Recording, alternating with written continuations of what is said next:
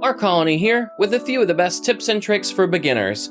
For more tips and tricks, check out my other YouTube videos or come watch one of my live streams on Facebook, Twitch, or YouTube. The first tip is about recoil. In Free Fire, when you shoot a weapon, the aiming recoil starts to spread open. This is known as bloom. The longer you continuously fire, the more the bloom grows. This bloom is a visual representation of the area where your bullets will go. The larger the bloom, the more you will miss your target. But there are other things that can affect bloom. Walking, crouching, and jumping all affect bloom. Watch what happens. I'll place the top of the aiming reticle at the top of the gray wall. Now, as I start to move, you'll notice that the bloom increases. When I crouch walk, it also increases, but not as much. This doesn't happen with all weapons though, so I'll use this UMP as an example. Notice how the bloom doesn't seem to change when I walk or crouch? The jump shot has become very popular in modern day shooters, and it has its place in Free Fire, but it's not the best tactic. This is because jumping greatly increases bloom. It also makes it increasingly difficult to drag fire, which means you are less likely to get headshots. So while you might be tempted to jump around during a close quarters battle, try to break that habit. The next tip is about weapon attachments. Weapon attachments come in 4 levels. Level 1, 2, 3, and the special gold attachments. But did you know that a gold attachment might not be better than the level 3 version? Muzzles provide a large increase in range, but the silencer, the gold muzzle, only reduces the noise of gunfire. While useful, I'd prefer the increase in range most of the time. Magazines provide a large increase in magazine capacity and reload speed. The double magazine, the gold magazine, provides faster reloads when out of ammo. When should you use the double magazine? Well, it all depends on the type of gun you're trying to use. Foregrips provide a large recoil reduction. The bipod, the gold foregrip, greatly reduces the recoil when firing from a crouched or prone position. Again, I find myself favoring the level 3 foregrip over the bipod. Scopes come in 2x, 4x, and the gold thermal scope.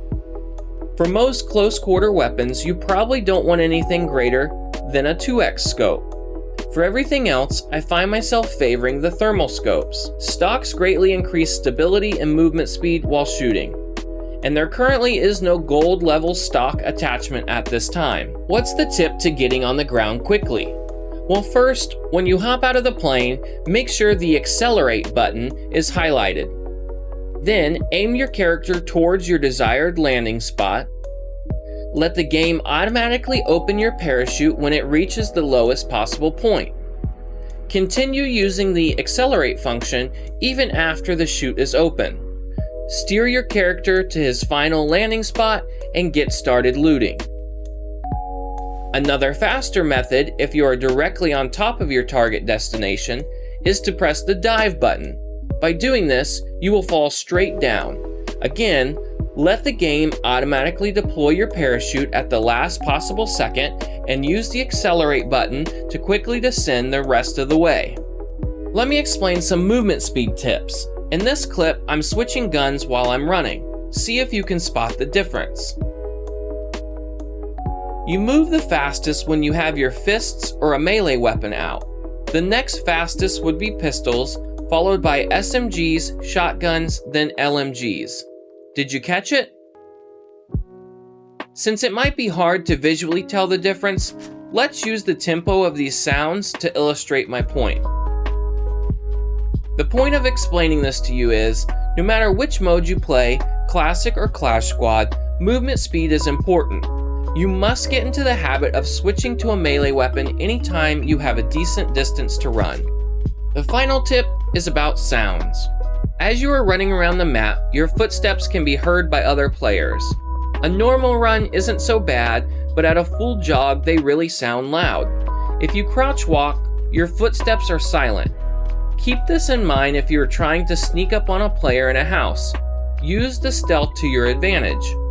And speaking of loud sounds, vehicles might help you travel the map quickly, but they can be heard for miles.